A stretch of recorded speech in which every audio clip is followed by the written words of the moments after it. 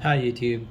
This is going to be a review of the Fender Mustang Micro, the pros and cons and what I really think of this device, and see if it's worth it or not. As a summary is regarding the quality of this device and the cost of it, it's got tremendous value. I would say one of the best values in guitar gadgets alone. I've had other amps like the Yamaha THR-10 and the second one, along with the Nux Mighty Plug Air Lights, Boss Katana Mini, the Katana 50, and other amps, and I would say this is one of my favorites, if not my favorite, as it's just so much easier to dial in different tones and have great sounds right off the bat. And I keep up with the latest modelers as well, and even though they have great effects and tones, it's so hard to get there. You have to edit so many parameters and download patches that this just makes it a lot easier.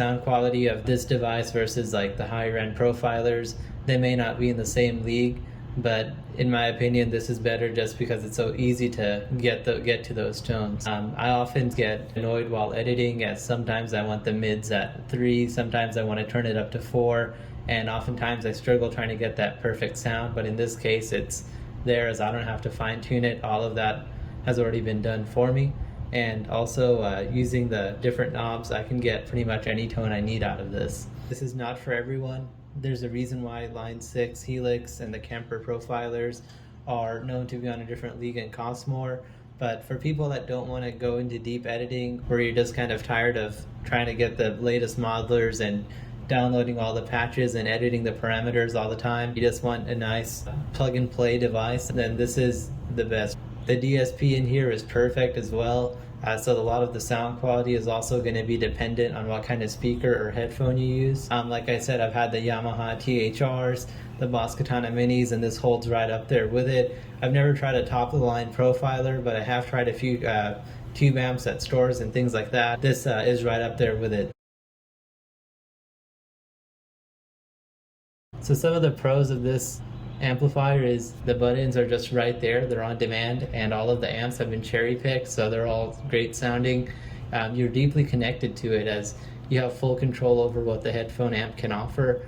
It's no longer like some parts of it confusing where you don't touch. You'll be able to use all of the features this offers. The last products I had, which was the Yamaha THR-10, it also was very difficult to get good tones out of, and I was left downloading patches. In this case, you don't have to do that. It's very easy. I also like that this charges with a USB-C cable. Every product should have USB-C by now. We're living in 2021. It's charged by USB-C to C as well, so that's good. It has the proper PD chip in there. As for the lag latency, there is no lag or latency on this. The audio video sync is very good. I had a Nux Mighty Plug, which is very similar to this device, and that product did have lag. Some of the cons here is how difficult this is to put on your guitar. It's hard to get used to looking at all the buttons and pressing them, while the way it's placed, the buttons are recessed in, so it's not like they're sticking out and easy for you to point through. They're almost kind of flush with this base here, so in that case it does make it a little bit more difficult to navigate through, but it may be just because I'm very new to it, and once I get used to it, it will be easier for me to use. A lot of people also have been complaining about hissing. I haven't heard any hissing yet. It's been great to me, and maybe it's also because I'm used to having white noise, I guess, from playing single coil so long. I believe that's what you pay for having clear angelic tones.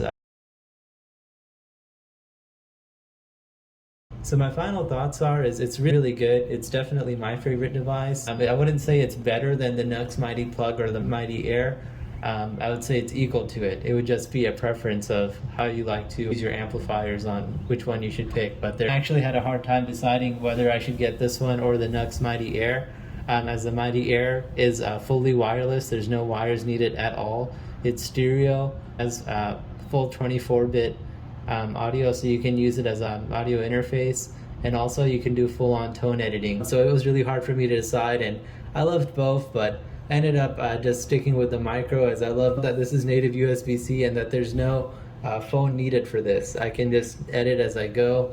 and get all the tones I need. My thoughts of this was even more reinforced after playing the micro. They were fully balanced and sweet, and they nailed the tones that on my other devices would have taken a lot of deep editing for a while, or I'd have to download a patch or something. It is definitely my favorite device now, so I highly recommend it.